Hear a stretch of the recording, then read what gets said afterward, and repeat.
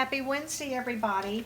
I was doing a little cooking demonstration for a few ladies a while ago, so I decided just to go ahead and do more so I could film this and show it to y'all. Our kids love, like I think I told y'all when we were doing the tacos the other day, they love homemade chips and salsa, but they love the homemade flour tortilla chips, which I don't understand why nobody has ever packaged those, but for some reason, if they have, I haven't seen it.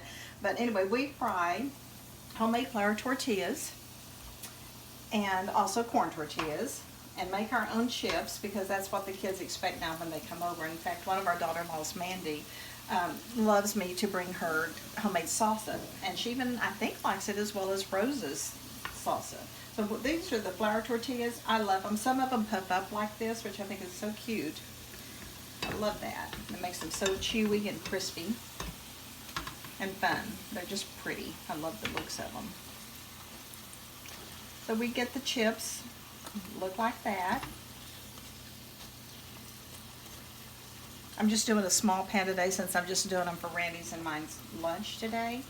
But this is what they look like before we take them out.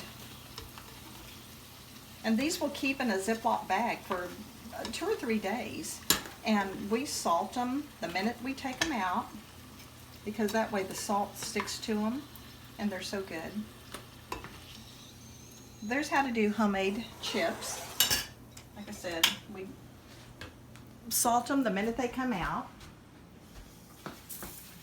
There you go. Now you have your homemade chips. Now for nachos, oh, that was really hot. Let me throw that one away. For homemade salsa, I usually use the Rotel Mild, green chilies, diced tomatoes, and green chilies. Since I made this one for the video a while ago, I'm going to go ahead and add another can of tomatoes because I got this one a little spicy with the jalapeno flakes. So I'm going to get another can of tomatoes.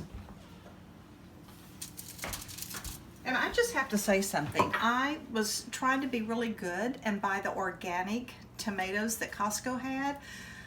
I don't like them. They don't have near as much flavor as your regular just diced tomatoes. So I probably won't buy those again.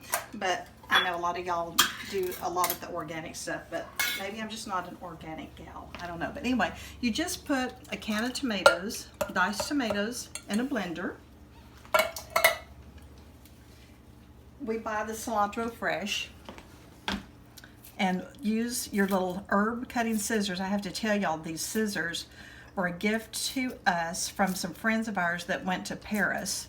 And I guess because we spend so much money on chocolate and Dr. Pepper, we didn't get to go to Paris with them, so they brought us these scissors, which I thought made me very, very special. But now I see that you can buy them for, I think, $7 at Walmart or anywhere they have kitchen accessories. You can pretty much find them, but they're amazing. They're wonderful. They're so easy to cut herbs with, green onions. I've even cut, I'm just trying to think, I did something the other day that normally you wouldn't think about cutting, but it makes it so much easier to have these scissors and do the cutting. Be careful when you're trying to scrape the things out of the middle. I did cut my fingers a couple of times doing that. Throw in some onion. And I remember this time to get the fresh chopped garlic. So put a little bit of that in there.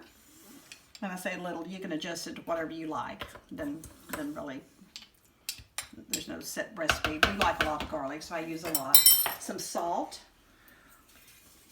And normally, I would have a fresh jalapeno to chop. Be sure and take the seeds out of the jalapeno because if you don't, it's going to make it really hot.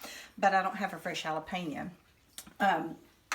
Pinsky's spices have great spices. I'd never heard of them before we moved to Arizona 4 years ago or 3 years ago, but everybody out there uses Pinsky spices.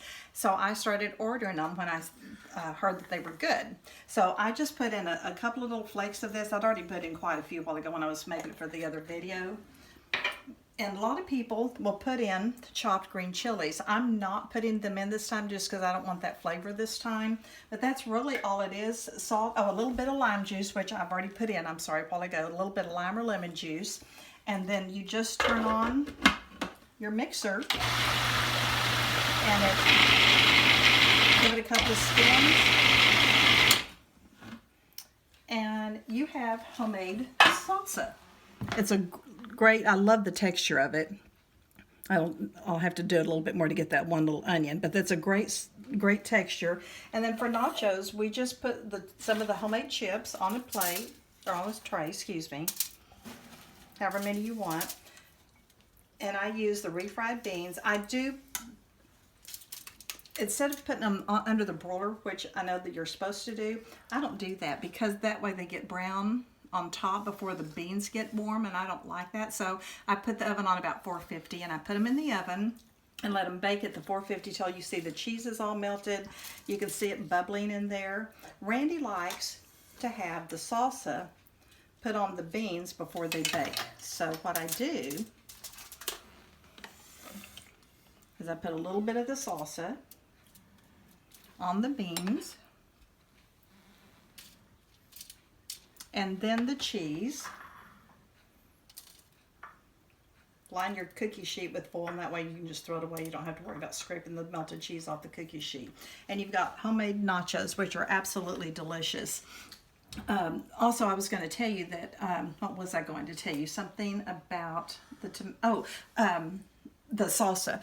You might want to make it about at least 4 hours ahead of time because that gives the flavors a chance to meld together. And after a couple of days, it's really, really good. So try it. It's easy. You saw how few ingredients you need, and it's delicious. I think you'll really like it. So thank y'all. Hope you enjoy it. Let me know. Bye.